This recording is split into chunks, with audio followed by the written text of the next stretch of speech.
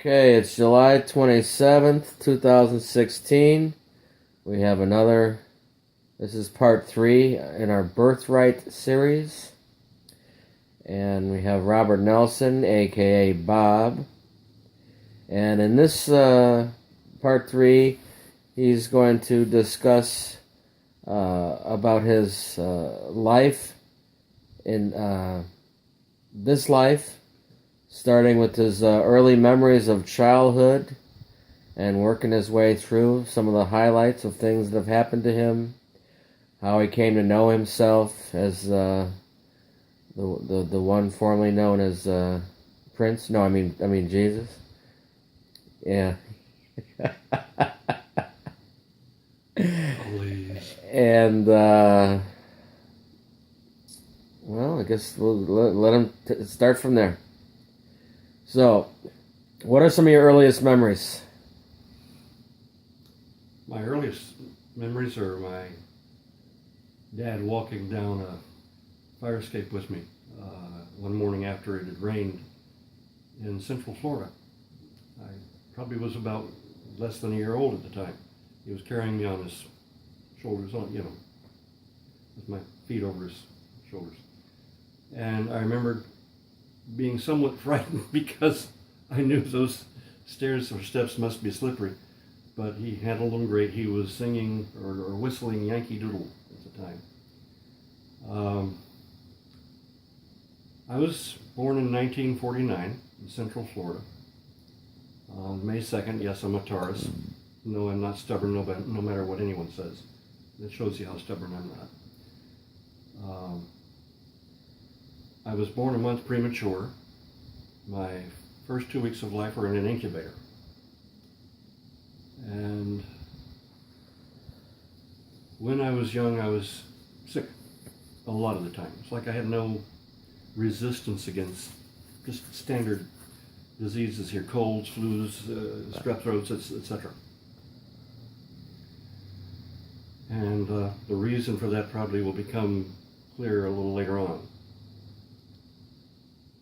The things I remember were watching slow motion in my mind's eye what looked like large brown beach balls with golden light around them, around the outside of them, bouncing slow motion down my parents' hallway towards my bedroom, and thinking these are the Watchers and they could kill me. How old do you figure you were? I was between 3 and 4 at that time. Okay. I didn't even know what the word Watchers meant. I knew what the word watch meant, but I didn't know, didn't make sense to me. Oh, that the word popped in your head, Yes. but you didn't know what it meant? Right, exactly. Oh, cool. I was always aware that there seemed to be something like a reptile, like a small dinosaur, watching me constantly, and I always felt kind of afraid of that. Now these are things I haven't told anyone. Did you see it in like the corner of your room or in your mind's eye or what? Mind's eye. I would become aware of a presence. Did you say her presence? A what? Did you see I'm just trying to clarify. Did you say you became aware of her presence or a presence? A presence. Oh, okay. And actually it felt male, but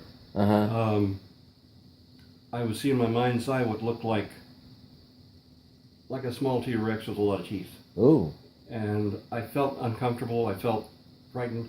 A lot of times I'd run out of the house if nobody else was in the house in order to, quote, get away from it. Size of a person? At least, yeah. Size of a 6 foot, as we would say now, 6 foot tall person or a little taller. Okay. He could have made mincemeat of me very easily. Yeah. Teeth like that. Yeah.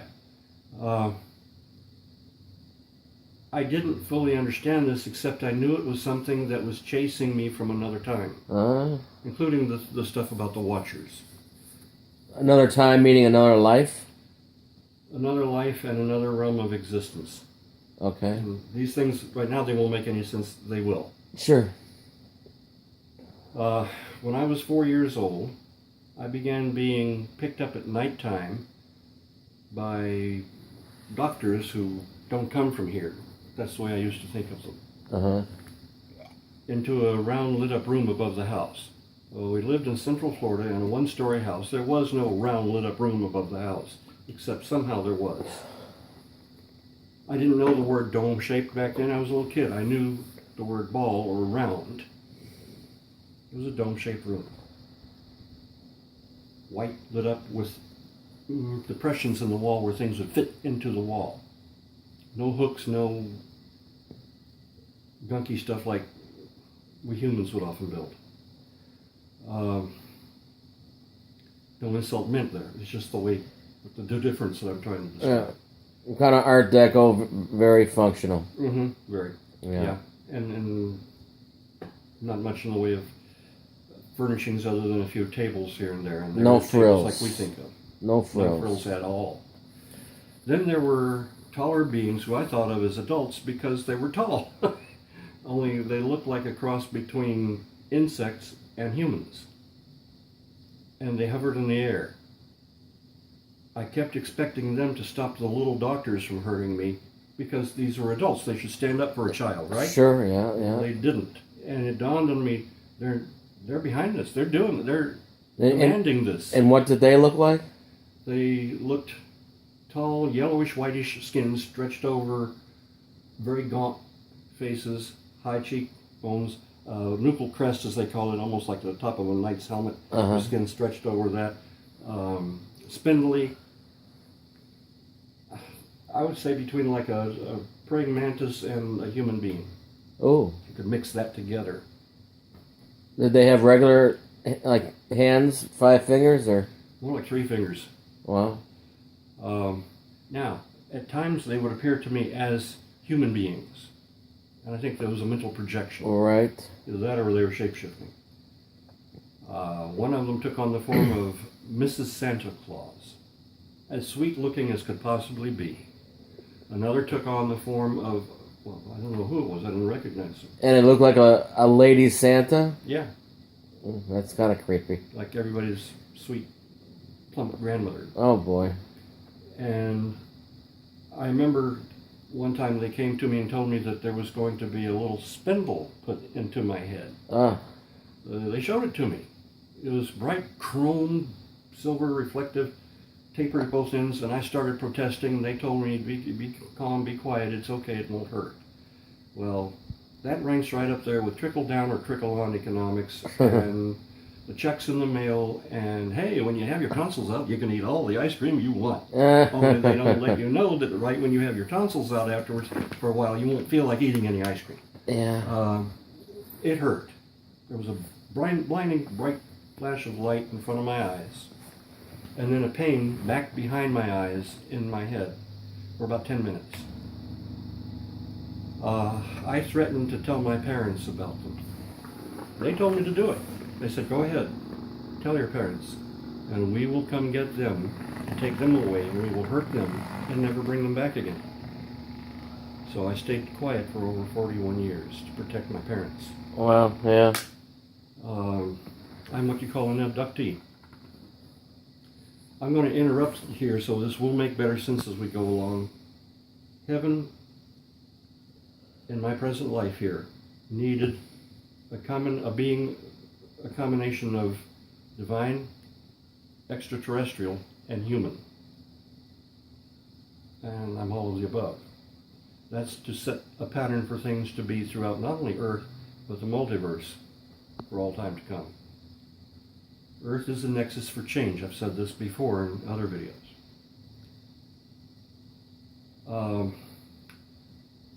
One night, because I was afraid, not so much of a dark at night, which is typical for kids to be afraid of the dark when they're real little, but I was afraid of what was going to come out of it. I was afraid of what was going to come out of the dark to get me. Yeah. And did over and over and over and over again. Damn many times. And I would be sent back after medical detail was done to me, some of which left me feeling ashamed and dirty, and I didn't know why. To this day, I don't think any 4 or 5 year old or any child should have to feel ashamed or dirty about this. Oh, of course not, yeah. I mean, this is my life. It's what I went through. My parents were not aware of this. I didn't dare let them know because I knew what would be done to them. Yeah. One night, my mom sang nighttime prayers with me, as she did every night. And she said, you know, you have a guardian angel watching over you. You don't have to be afraid. She knew I was afraid about night. She didn't know about what at night. And in my mind's eye, I see this humongous, tall being composed of white light with hints of, just a hint of yellow going through it at times, almost like bars moving up through it. Curly hair, peaceful, graceful looking young guy.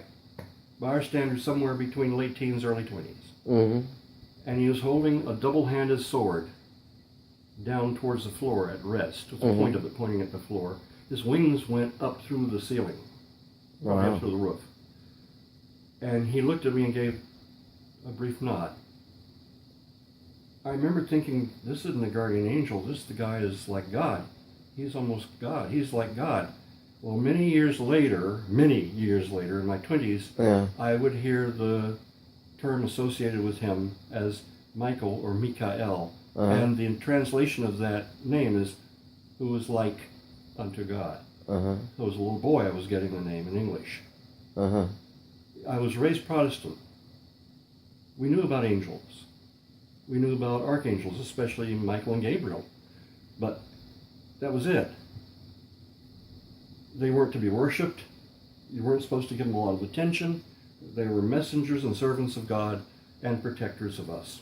That was it. God was to be worshipped.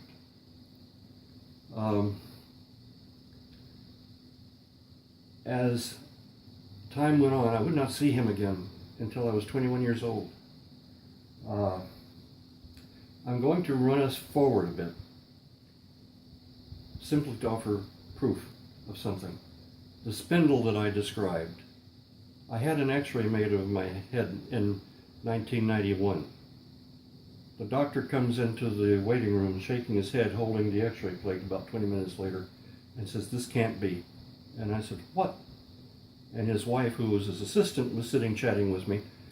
He takes the plate over to her, the x-ray plate to her, and shows her. And she does one of these numbers. And I'm going at that time, I'm jumping up and down the Not seat. exactly reassuring. No, it didn't. And I'm saying, what? And the doctor says, here, I'll show you. And he holds it up to me. Then he put it on the light box. He didn't need to. The spindle showed up exactly where I said it would be. Yeah. And like bright chrome metal hit by x-rays. How x-rays react when they hit metal. Very bright. The doctor says, I can't accept this because the first rule of doctors on earth is do no harm. And I said, well, operative terms here. Doctors, they ain't from earth, they don't. They're not from earth. And I said, they don't give a shit what harm they do. Yeah. As long as they get their agenda met. Whoever's lives they have to mess up doing it, who cares? That's the way they feel. And I spoke to a MUFON representative a year later in 1992 and told him about this particular implant.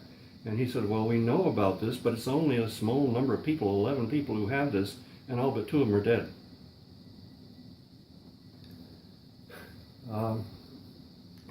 Only 11 people, so according to this one guy, only 11 people have that particular type of implant.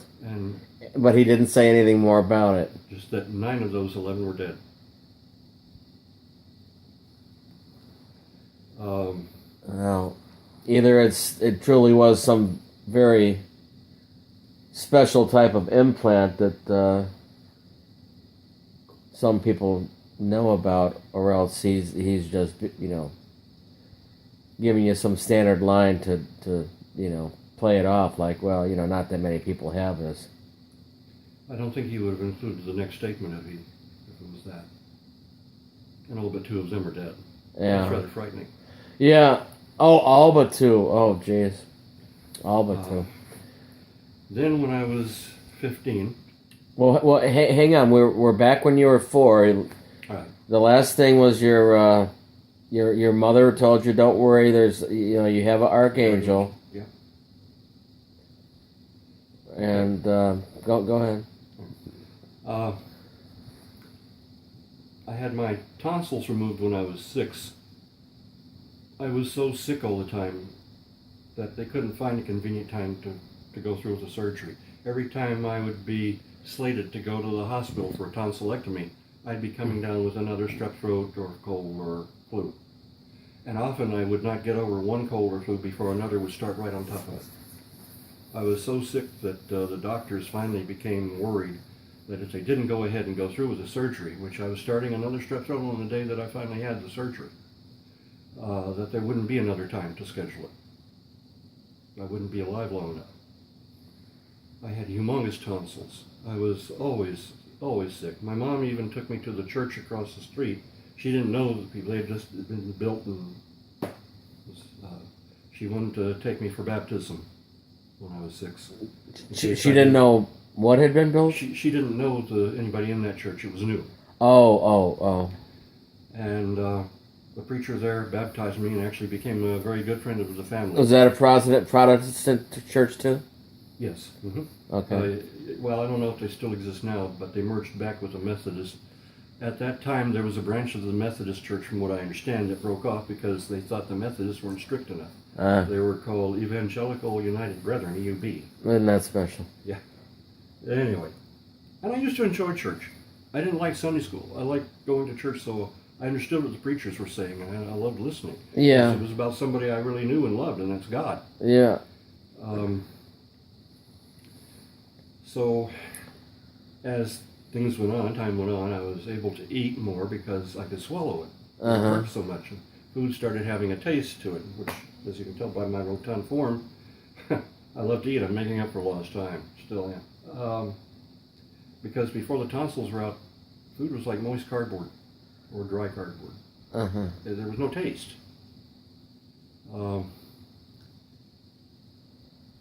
As time went on, around 9 years old, I began working with psychic phenomena in the form of ESP. My mom had talked about what they called back then was mental telepathy. I became interested, knew that I had it, didn't know how to work with it. So bit by bit I began practicing with it, and I was never very good at it. So let's pause you for a second here.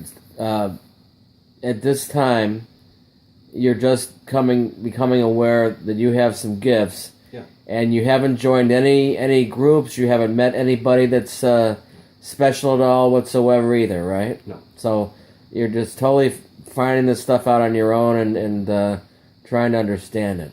Absolutely. So no phenomena has happened whatsoever. No. Let me just skate back a bit, because I believe there was some interesting phenomena that happened with interaction between your mother and Archangel Michael before this, wasn't there? That was later. That came after? Mm-hmm. Okay, all right, excuse me. Later, in fact. Oh, okay. All right, I thought that was before. Okay, go ahead. And I am glossing over a lot of stuff, please understand, too, because the time frame we're dealing with here is limited. When I was in kindergarten, which would have been around it would have been about 5 years old. I didn't start first grade till I was 6, which is down south. That's when you start. Or at least back then it was. I remember at one time they were talking about Jesus in the scriptures in the New Testament, and a parable that he had given. And knowing and never saying, yeah, that was me, I was him. A little boy. Now, there was no reason for me, no one told me this. It was just something I knew about myself. Like I knew my name. I never told anyone this. As I grew up, people would say, what do you want to be when you grow up? Or what do you want to be when you get out of high school? You know, a little later on when I was growing up. And my first response that I wanted to say but didn't was Messiah. Instead, I would say I'm a minister, which is what I was 2,000 years ago, form of minister. As time went on, I became interested in places that don't exist anymore. I knew there were cities that weren't on Earth anymore, that had been devastated. I didn't know how I knew, but I knew. Later on, I would learn the name. One of them, at least, was Atlantis. I knew that I didn't come from here. This will make sense later. Uh-huh. I knew my dad was an extraterrestrial, not one of the ones who was picking me up. He was either a Lyran or a Pleiadian. He was a human form of an extraterrestrial. But I never would ask him because I never wanted to hear the damn answer. The answer was going to be one of two bad things. Either, son, are you crazy? No, I'm not an ET. Or, yeah, son, I am. I didn't want to hear either one. Uh-huh. I wanted to be a normal person, but I couldn't be. And I knew I couldn't be. Yeah. And I never would be. And I'm going to move this up to high school now. When I was 15 one night, I went to bed and my chest was totally normal. Not muscle bound. I mean, it was just, flat, straight across. I woke up the next morning with this dread feeling like I had been on a ship, a spaceship, and my heart had been stopped and restarted. Then I looked down at my chest. No, I'm not a stripper, obviously. I don't know if it shows, but there's a little round brown, what they used to call, I guess they probably still do, iron mark. Yes. Looks like a little mole. Yeah, but it's not, and it wasn't there. Or a big freckle, huh? Real big. It wasn't there before. Okay. And the right side of my chest on the center part was raised up significantly. Yes.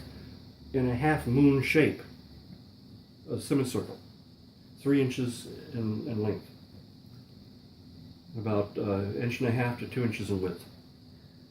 Well, I showed it to my parents. I didn't say how it got there. I was afraid they'd be hurt by what would be done to them by the ETs.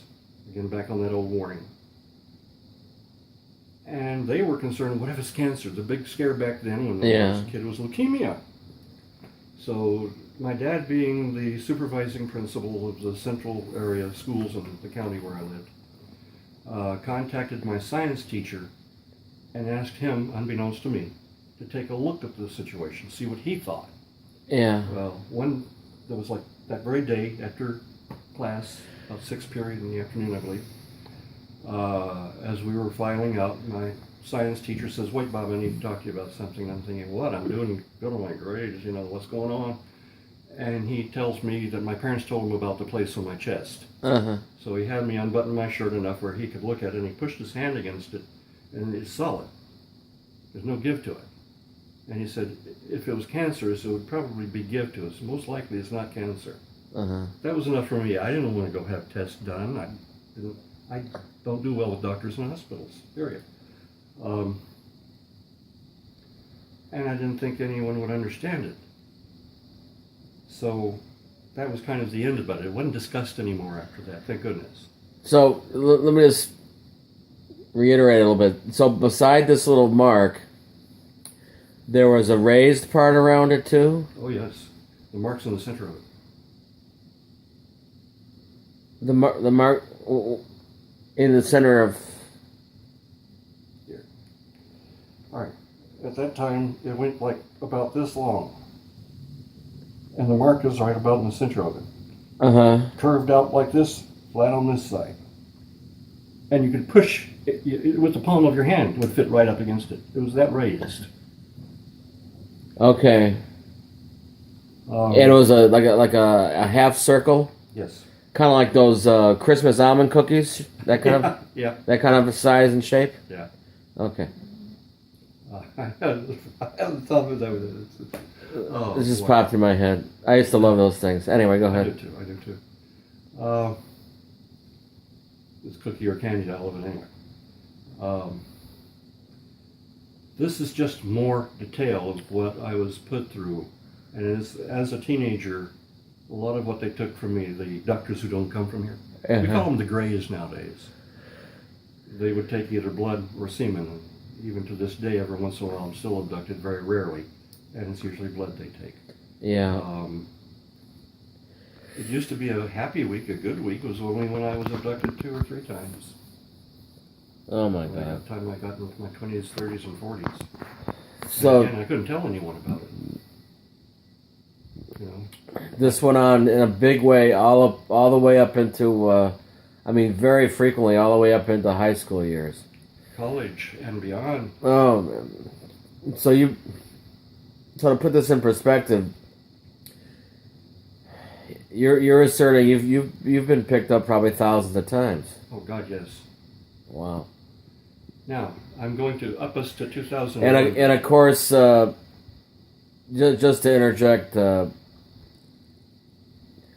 what you're talking about more than anybody else, because of who you were in other lives, and that whole genetic trail that exists in your blood, and the specialness of that blood, what they used to say, sang real. Yeah, blood royal. That the Greys, in fact, knew that. All the ETs, had been tracking all your lives, and knew who you were here, as well as the secret government. That'll probably come up a little later. Oh gosh, will it ever? And so that's why, they were hot on your trail and constantly picking you up, and who you can only imagine, talking to the audience here, that of all the various projects and things that they were trying to do with Bob's blood. Yeah, some of which I do know, by the way.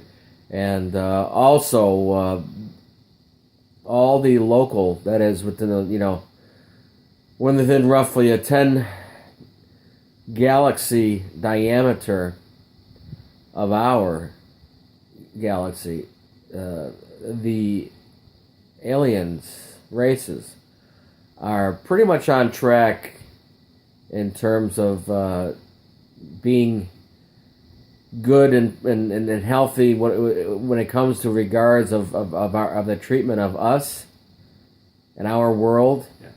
And so many of them have an interest in our world for various reasons, like Bob has stated before, because this is the nexus of creation. Yeah. And all are pretty much on track, and the worst of them, like the Anunnaki and the reptilians, have turned over a new leaf, and are with the exception of the Greys. Yeah. Now the Greys have resisted multiple times And multiple offers on my and part. of offers and chances, and for the last several years, Bob and he has instructed other alien races, as well as heaven itself, of course led by Michael, to take charge in ridding our local area of our galaxy, of the Milky Way, of the Greys, starting with getting rid of them on Earth.